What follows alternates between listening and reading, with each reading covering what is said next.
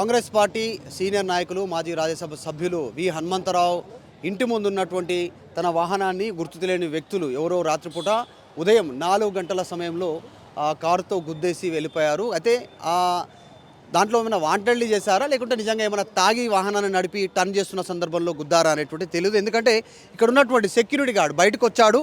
ఈ సౌండ్ రాగానే కొంచెం పెద్దగానే డ్యామేజ్ అయింది. సాధారణంగా చుట్టబడుతుంది గుద్దితే కానీ కొంచెం స్పీడ్గానే గుద్దినట్టుగా కనిపిస్తూ ఉంది. వి హనుమంతరావుకి సంబంధించినటువంటి వాహనం.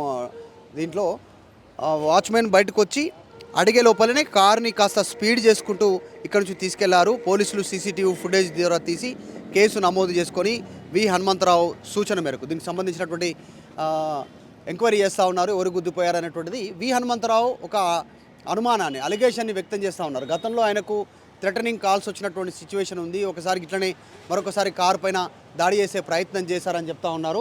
ఈయన వాహనానికి సంబంధించినటువంటిది పోలీసులకు ఫిర్యాదు చేయడంతో చర్య చేస్తూ ఉన్నారు. దాదాపు సీసీటీవీ ఫుటేజ్లో మాత్రం పెద్దగా వాంటెడ్లీ చేసినట్టుగా కనిపించట్లేదు. అది కేవలం వాహనం టర్న్ చేస్తున్న సందర్భంలో డ్రింక్ చేసి మద్యం మత్తులో లేదంటే సరిగా చూసుకోలేక డ్రైవింగ్ చేశారా ఎందుకు అనేటువంటిది తేలే అవకాశం ఉంది. వి హనుమంతరావుకు సంబంధించినటువంటి వాహనం ఈ రకంగా డ్యామేజ్ అయిపోయినటువంటి సిచ్యువేషన్ ఉంది. ఒకసారి మాట్లాడదాం. వి హనుమంతరావు ఉన్నారు.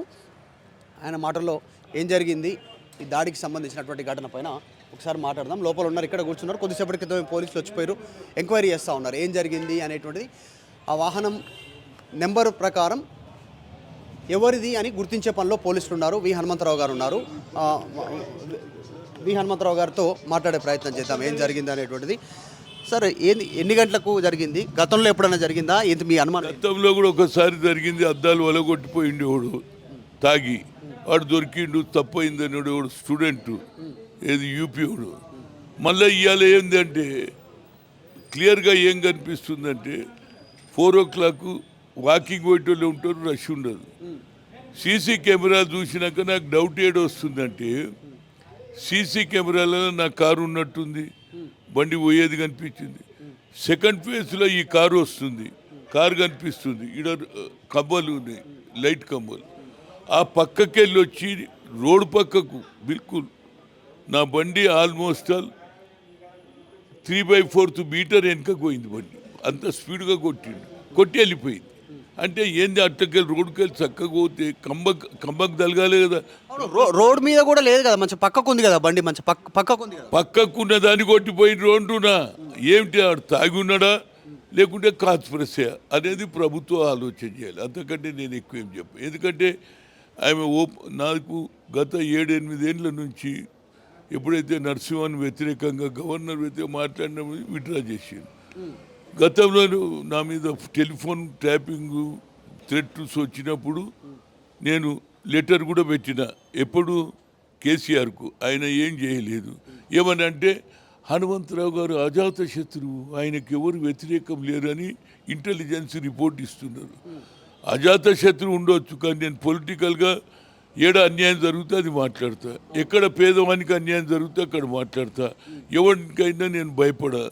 కానీ పార్టీలో కూడా పార్టీ ఫోరంలోనే మాట్లాడతా ఏదైనా తప్పు జరుగుతాయి, కానీ బయట మాత్రం ఏ పొలిటికల్ పార్టీ మాట్లాడు. కానీ ఎవడం అనేది ప్రభుత్వం, మా ప్రభుత్వం వచ్చింది, నేను యాజ్ ఎ సీనియర్ నాయకుడిగా ప్రభుత్వం వాస్తవాలు తెలుసుకొని సరి అయిన శిక్ష ఇవ్వమని కోరుతున్నా. గతంలో కూడా వి హనుమంతరావుకి థ్రెటనింగ్ కాల్స్ వచ్చినాయి కొన్ని సందర్భాల్లో. కాంగ్రెస్ పార్టీ నాయకుల గురించి మాట్లాడితే తర్వాత ఇప్పుడు గతంలో అద్దాలు బలిని అంటారు, ఇప్పుడు డ్యామేజ్ అయింది కారు, ఎవరో గుద్ది వెళ్ళిపోయినటువంటి సిచ్యువేషన్. ఏమైనా కోరుతురా, భద్రత ఏమైనా కోరుతురా ఏమన్నా? ఎందుకంటే రాజ్యసభ సభ్యులుగా పనిచేసారు, పిసిసి చీఫ్గా పనిచేసారు, సీనియర్ నాయకులు ఇన్ని రోజులు కంటిన్యూ రాజకీయాలు, ఏమైనా భద్రత కోరుతురా? నేనేం లేదండి, నేను ఎక్కడికి పోయినా I'm a popular leader. As a Congress man, as a loyal to Indira Gandhi, Rajiv Gandhi family. And ఎక్కడ కూడా ఏడ పేదవానికి అన్యాయం జరిగితే ఆమె సోషల్ జస్టిస్ ఆలోచన కనుక ఎవరన్నా చేయొచ్చు. చేసిండా లేకుంటే వాడు తాగి చేసిండా లేకుంటే ఇవాళ రేపు డ్రగ్స్ కాల్ వాడు చేసిండా, దట్ ఇది నేను సిఐకి అదే చెప్పిన. వెదర్ ఆ డ్రగ్స్ తోటి చేసిండా తాగి చేసిండా మీరు ఎంక్వైరీ చేయండి అని. కంబ దగ్గరికి వెళ్ళి కొడితే మళ్ళీ అట్లా వస్తే కంబ ముందు ఉన్నది కదా, కంబం దాటి వచ్చి ఇటు లోపల కంబాడు ఉన్నది లోపలికి వచ్చి కొట్టిండంటే దానివల్ల నాకు కొంత అనుమానం కనిపిస్తుంది అనేది నా ఉద్దేశం. పోలీసులు ఏం చెప్తారు? ఇప్పటివరకు ఏమో దొరికిందా? నెంబర్ ఏమైనా దొరికిందా?